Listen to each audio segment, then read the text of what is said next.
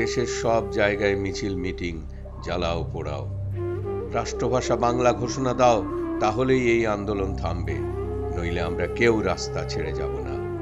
নাজিমুদ্দিন সরকার হিমশিম খেতে লাগলো। গুলি, লাঠিচার্জ, টিয়ার সেল মেরেও আন্দোলন থামানো গেল না। 200-র মতো ছাত্র আহত হয়ে হাসপাতালে ভর্তি হলো। তার মধ্যে গুলিতে আহত 16 জনের অবস্থা খুবই খারাপ। এদিকে বহু ছাত্র নেতাকে বন্দী করা হলো। 16 জন ছাত্র যারা গুলিতে আহত হয়েছিল তাদের অবস্থা মারাত্মক সঙ্গীন হয়ে দাঁড়ালো। কিন্তু কিছুতেই কিছু হয় না। আন্দোলন সারা দেশ ব্যাপী ছড়িয়ে গেল। তারপর এই নাজিমুদ্দিন তখন ছাত্রদের সঙ্গে একটা সমঝোতায় এলো, যাকে বলে 8 দফা চুক্তি।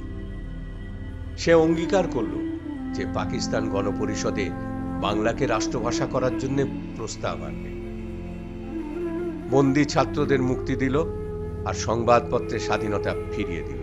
কিন্তু জিন্নাহ সাহেব এই চুক্তি অগ্রাহ্য করে 21শে মার্চ রেসকোর্সের ময়দানে ঘোষণা দেন উর্দুই হবে পাকিস্তানের একমাত্র রাষ্ট্রভাষা।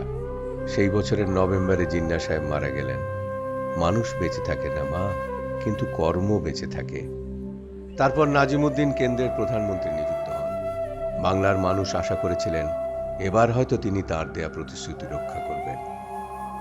রিমি, লক্ষ্য করেছো উনি যেভাবে কথা বলছেন মনে হচ্ছে শিক্ষক? আচ্ছা, আপনি কি শিক্ষক? আপনি নিশ্চয়ই মুক্তিযোদ্ধা। শফিক, প্লিজ থামো, আপনি বলুন। খাজা নাজিমুদ্দিন পাকিস্তানের প্রধানমন্ত্রী হলেন। 26শে জানুয়ারি তিনি ঢাকায় আসলেন। জিন্নাহ সাহেবের মতোই তিনি সেই রেসকোর্সের ময়দানেই ঘোষণা দিলেন উর্দুই হবে পাকিস্তানের একমাত্র রাষ্ট্রভাষা। এ তো স্রেফ বেইমানি। বাংলার মানুষ আবার জ্বলে উঠল, আবার আন্দোলন শুরু হলো। সেই আন্দোলনে 21শে ফেব্রুয়ারি আর 22শে ফেব্রুয়ারি জীবন দিল সালাম, বরকত, রফিক, জব্বার, শফিক, আরও অনেকে। মৌলানা ভাসানী শহীদদের গায়েবানা জানাজার ইমামতি করেন। বাঙালি না হয়েও শহীদ সারওয়ার্দী করাচি বসে সে আমাদের পক্ষে, বাংলা ভাষার পক্ষে স্বাক্ষর দেন। ফজলুল হক করেন মিছিল, আর সেই মিছিলেই মারা যায় শফিক। আর খাজা নাজিমুদ্দিন, যার বেইমানিতে এই হত্যাযজ্ঞ, সে একই কাতারে কবরে শুয়ে আছে জাতীয় নেতাদের সাথে, একই রাষ্ট্রীয় মর্যাদায়। এই কবর কারা দিয়েছে? তুমি, আমি, আমরা সবাই। তোমরা জেনে নাও কারা দিয়েছে। সব কথা আমি বলবো কেন? আপনি একজন মুক্তিযোদ্ধা, আপনি একজন শিক্ষক, আপনি মানুষ গড়ার কারিগর, আপনি আমাদের পথপ্রদর্শক। আপনি কেন রিক্সা চালাবেন?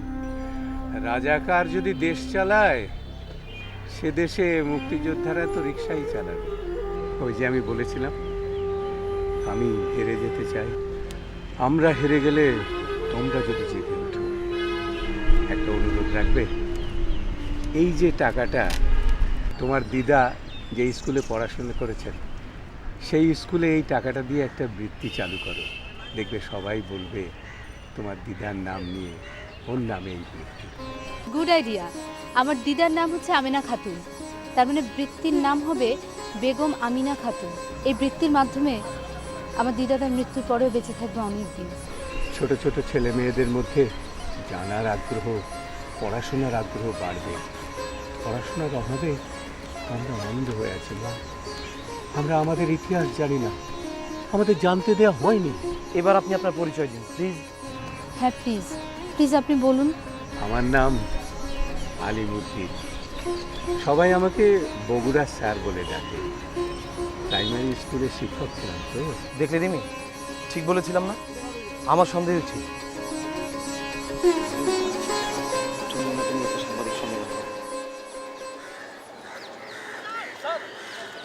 Sir, sir, sir,